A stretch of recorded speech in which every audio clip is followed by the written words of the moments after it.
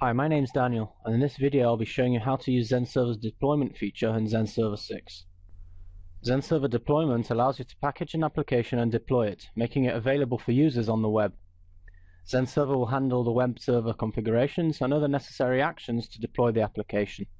Once this is done, your application is live and available on the web at the URL you have specified as your base URL. Typically, a Zend deployment package, or a ZPK, contains three parts. The data folder holding all the source code of your application, the deployment XML, a descriptor file describing all necessary information in order to deploy your application using Zend deployment, and the scripts folder containing any additional hook scripts you would like to use during the deployment. Zend deployment consists of 6 actions, 2 for deployment, 2 for rollback, and 2 for removal. 2 hook scripts are provided for each action, pre and post, allowing you to customize the different deployment stages according to specific needs.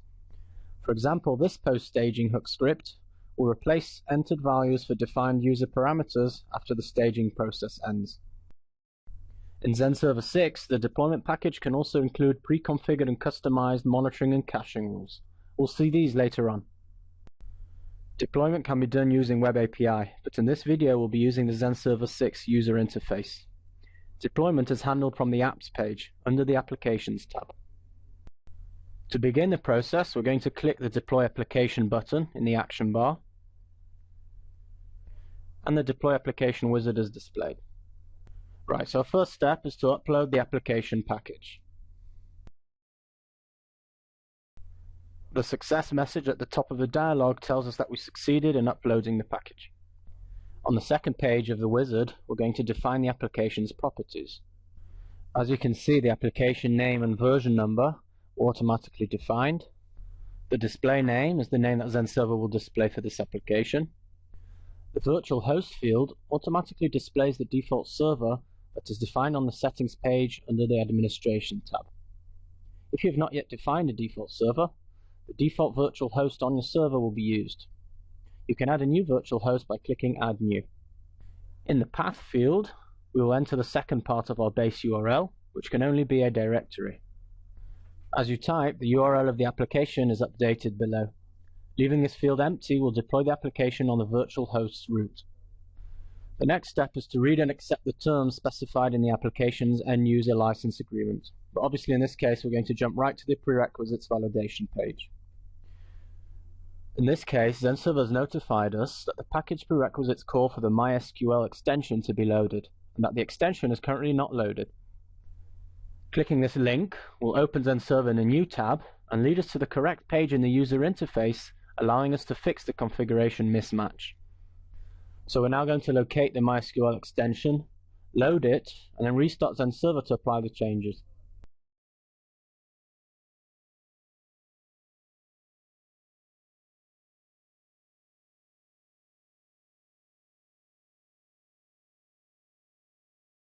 Now let's go back to the deployment wizard and click refresh.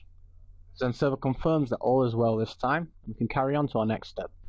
The next page contains any user parameters that need to be defined to install the application package. As you can see, this package contains database parameters, such as the location of the database, and username and password for accessing it. The next and final step of the wizard is to view and confirm the deployment details. Once we've reviewed the summary and click Deploy, Zend Server will commence with the deployment process, which includes restarting the server, as the restart icon in the toolbar is indicating.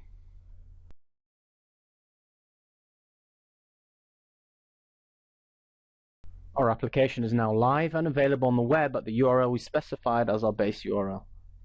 Taking a deeper look at the application in the Applications list will show us all the information we need about our deployed application. Checking the monitoring and caching rules, we can see the predefined and customized rules we saw earlier in the ZPK. Deployed applications can be updated by uploading a new application package, redeployed if an error occurred during the deployment process, or entirely be removed from the server. All these actions can also be performed in a cluster, adding real scalability to your production environment. That's it for now. Thanks for taking the time to watch this video.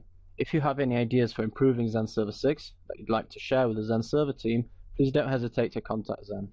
For more detailed information on working with deployment and additional features in Zend Server 6, please refer to the online documentation at www.zend.com.